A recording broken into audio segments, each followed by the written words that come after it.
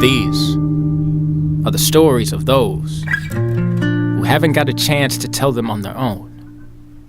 The ones who feel like God didn't make them right. And hearing about their lives made me right, so it's only right that I tell their stories for them. His age is 13, and this is his story.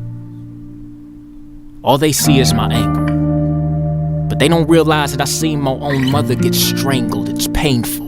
I get labeled when my mind's been mangled. You expect me to respect authority when they don't see that it's more than me? Tell me to see my value, but look what life afforded me. I learned that showing emotion costs me too much, so shutting down is what I can afford to be. No one's words ever rewarded me. The words only tell me that I'll be in prison where the wardens be.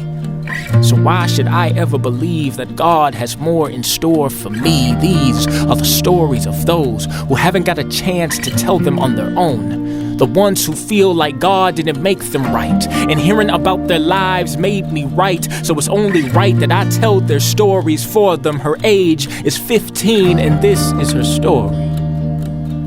Doctors label me with psychosis, but really I feel hopeless. I don't know how to cope this, so it's no wonder I find comfort in where the dope is. More medication by the doses got me thinking about overdosage. I keep hearing the voices, the pain exploits my choices. People say I'm weird, yet do they ever notice that I'm broken? That I had to dodge my father from all the alcohol bottles that were broken. So in this poem, I have to be the words to her sorrow that's never spoken. These are the stories of those who haven't got a chance to tell them on their own. The ones who feel like God didn't make them right. And hearing about their lives made me right, so it's only right that I tell their stories for them. Her age is 16, and this is her story. A man took away my innocence before I could ever spell innocent. So I guess that's the reason why my guard's been up ever since. To me, men are the opposite of heaven sent. All they do is play you to get their own melody like I'm an instrument. So when it comes to trust, I'm ambivalent. I'm angry and I'm belligerent. They call me ghetto and ignorant. But what would happen if they considered that I was only 6?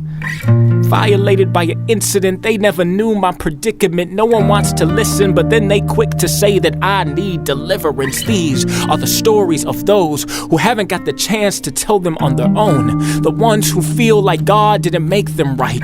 And hearing about their lives made me right, so it's only right that I tell their stories for them. So I speak for those that don't want to die, but their minds make them believe that they have to. Christ didn't have to die, but we believe that he had to. His love covers the pain from parents that said they can't believe that they had you. Their comment shattered your belief, but please believe that God has you. He's changing your narrative just when the devil thought that he had you. See, when we realize that love becomes a nightlight that dispels the darkness of days, to tell them that they are able to see in the midst of their darkest moments. What happens when for them the DSM seems more truthful than our Bibles? When diagnosis determines their destiny, defers their dreams forever landing on its feet. When they ask, how can we be more than conquerors? When depression doesn't even allow us to conquer getting out of our beds. What happens when people simply see their behavior yet casually conceal the cause? Just pause. People say prison cells are classic examples of bad karma, but to me, prison cells tell stories of unaddressed trauma.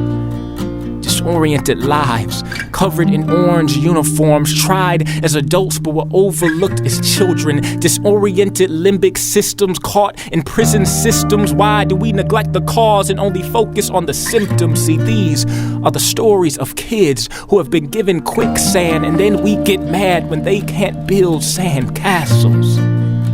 Maybe the problem is that they weren't given the right tools to begin with. These are the stories of those who haven't got a chance to tell them on their own. The ones who feel like God didn't make them right. And hearing about their lives made me right, so it's only right that I tell their stories for them. And perhaps, before we try to rewrite their stories for them, maybe they just want to hear us say, we are here for you, and we want to hear from you.